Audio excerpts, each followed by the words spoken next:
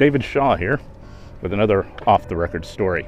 If you want to learn more about Washington, D.C., come visit my site, offtherecordtours.com. Let's go.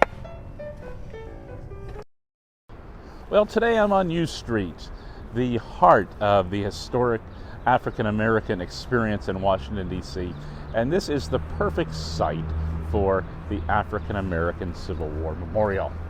Now, before we start, let's be clear about this. The Civil War was about one thing and one thing only. That's slavery. It wasn't about states' rights or taxation or tariffs. It was about slavery. And let's be clear about another thing also.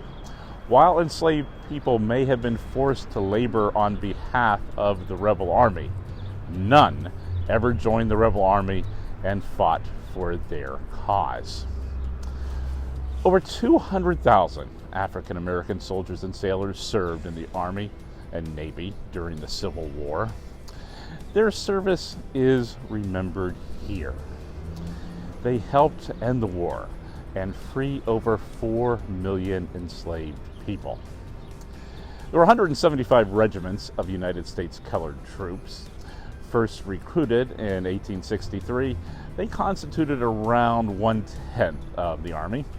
They fought valiantly and disproved the claims of African American inferiority and laid the groundwork for the fight for civil rights, voting rights, and freedom rights that continue to this day.